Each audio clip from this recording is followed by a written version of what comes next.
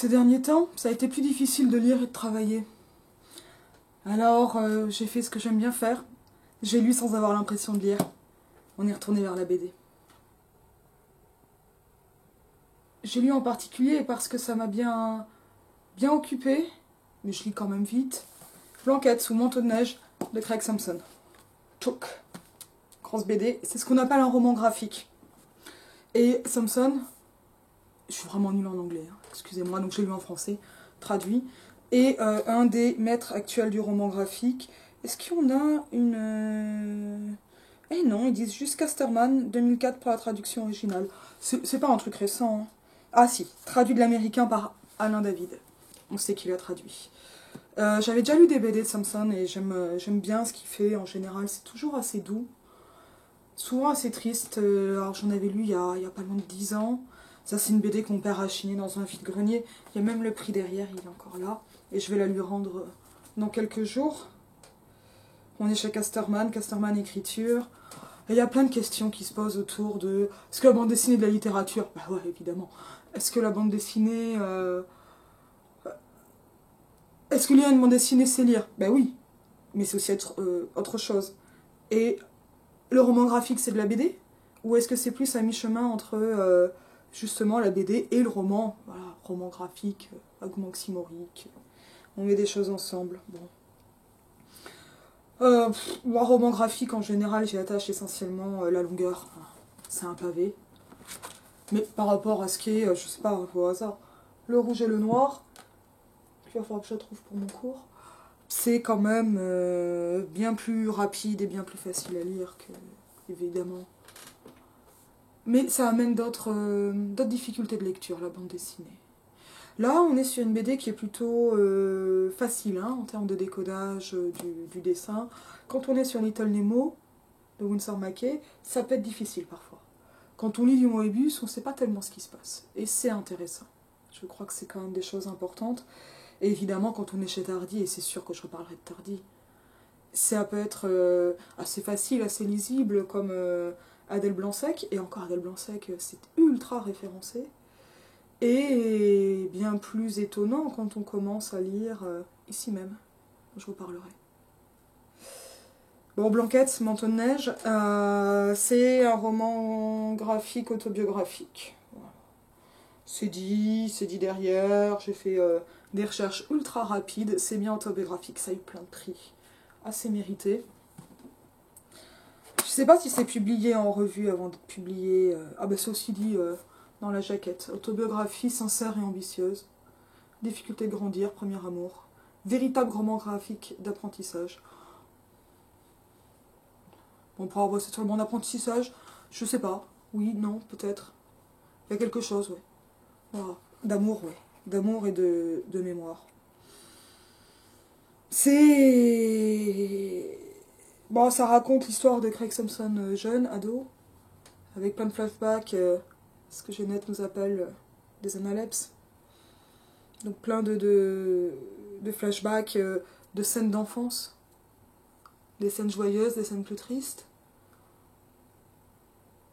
avec un ordre qui est quand même globalement chronologique, c'est-à-dire que les flashbacks sont quand même les flashbacks au moment de l'adolescence notamment. Alors parfois on ne sait pas s'il s'agit d'un flashback au moment du souvenir de l'adolescence où on se souvient de quelque chose d'antérieur ou du souvenir d'un souvenir. Bon, ça ne compte pas énormément sur la mise en texte et en image, en case.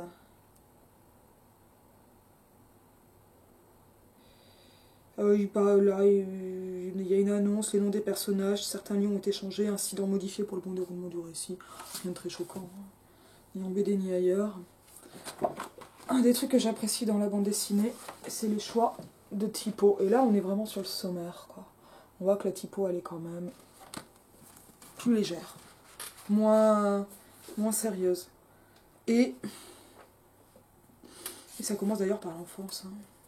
Donc le KGB dans la fournaise, le drap blanc, statique, je ne veux pas grandir, Teen Spirit, comme au ciel, la caverne engloutie, note de bas de page, enfin, des choses comme ça, très... Et puis, en fait, c'est un sommaire qui est dessiné, même s'il n'y a pas de dessin à proprement parler. Mais ça, c'est un dessin, ce n'est pas un sommaire traditionnel, quoi. Enfin, traditionnel, de littérature générale. Et on a des typos qui sont toujours plus proches de la typo manuscrite hein, en BD. Et puis bon, ben, le dessin de Craig Thompson. Là, on est le premier, le KGB. Quand nous étions jeunes, Phil, mon petit frère et moi partagions le même lit. Alors, c'est comme joli. On voit derrière, on le voit devant. Ça va être donc en noir et blanc. J'ai toujours cette appétence pour le noir et blanc. Il y a quand même peu de... Je lis beaucoup moins de BD en couleur qu'en noir et blanc. Et c'est étonnant de voir, si on le voit aussi avec le Tanks hein, qui est toujours derrière moi. Hein, le noir et blanc toujours. Hein. Même le Tardy qui est là. C'est... Bon, et puis mes fringues, hein, c'est du noir et blanc. Oui, souvent, du noir, c'est de l'encre.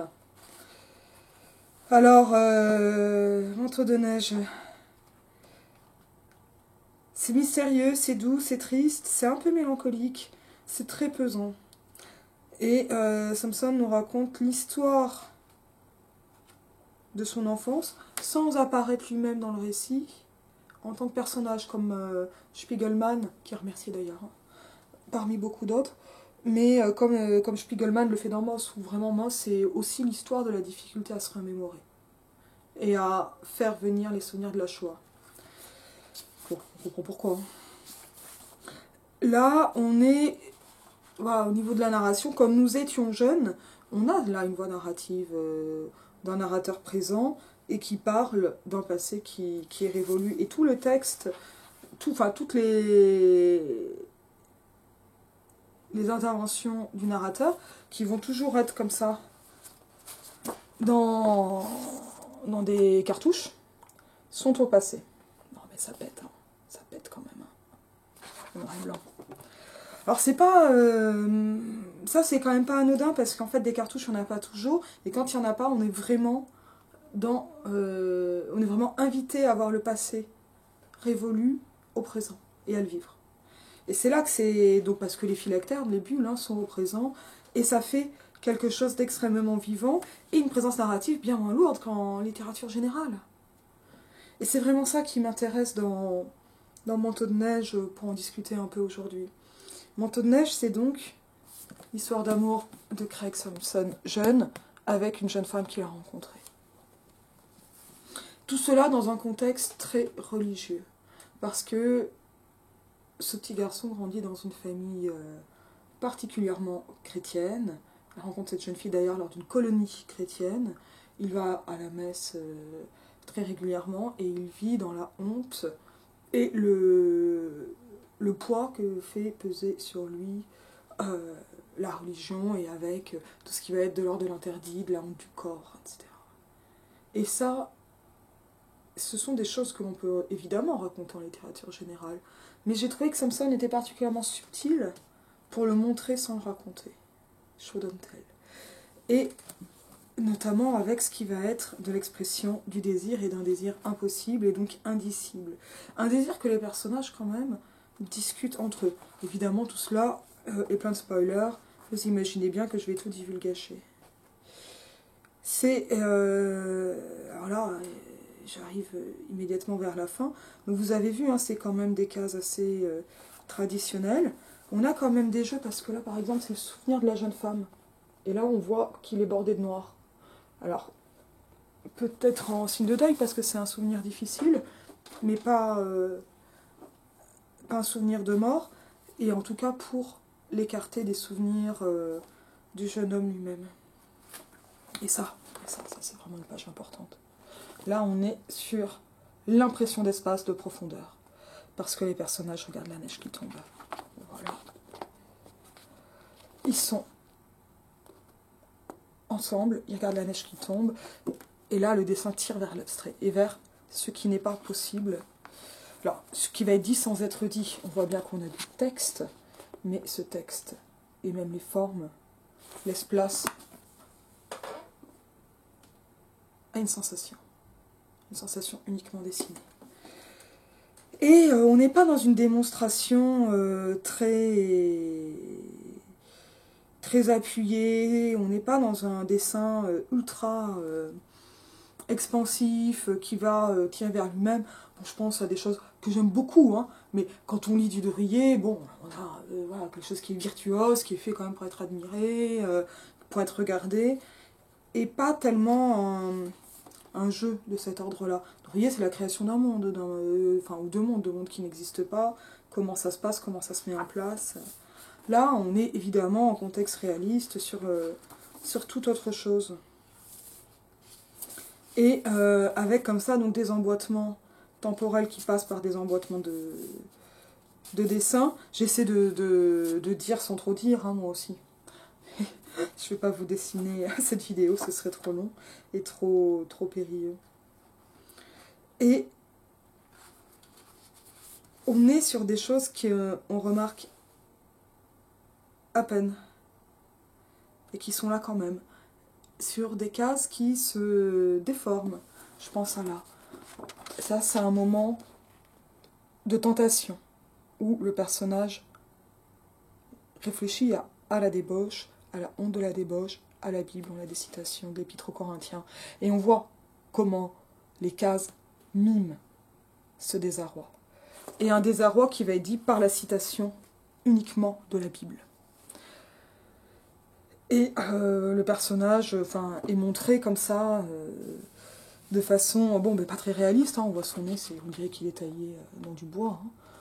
Hop, on regarde son nez de plus près, tac. Là, on le voit vraiment bien, mais on voit que les cases sont courbes, et on a le droit. On a le droit. Et là, on voit ensuite comment le texte biblique infuse le désir ressenti. Et ça, on le voit, comme on peut le voir par la coprésence de lexiques d'origine différente en littérature. Hein. Mais on le voit par le changement de texte biblique, par l'introduction du personnage féminin, et comme ça, avec cette auréole. Et ça m'a fait penser ces derniers jours à cette difficulté qu'il y a à... Alors, il n'y a pas que le désir qui est présenté en courbe, on le voit ici, sur un souvenir d'enfance. Tac. Et hop, on suit le dessin. Comme ça, qui souligne et qui montre une dispute entre le personnage et son frère. Donc, tout ça, c'est des choses qu'on trouve ailleurs, c'est pas original en soi, mais je trouve que le traitement qu'en propose Thompson est particulièrement doux et subtil. Alors là, on le voit notamment ici, avec le découpage des têtes des personnages et de leur corps. Donc on voit le dessus et ici la couverture. Leur corps sous la couverture. Et une case élargie avec un fond sombre. Pour faire sentir au lecteur que celui-ci ne le voit pas. D'autres choses comme celle-ci. Voilà, où là on a des moments qui sont donc à la fois doux, désirants et mélancoliques, et qui passent par le traitement de la case et du fond. Du noir et blanc, ici une case en pointillé, donc des choses vraiment variées et sans être comme ça démonstratives, explicites. Et en fait, c'est vrai que quand je lis les textes de Thompson, j'ai toujours l'impression, les textes de bande dessinée, que... Mais pourquoi faire la différence en fait? Si, pour justement voir comment ça marche.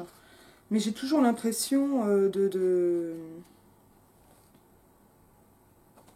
Ça va, superbe.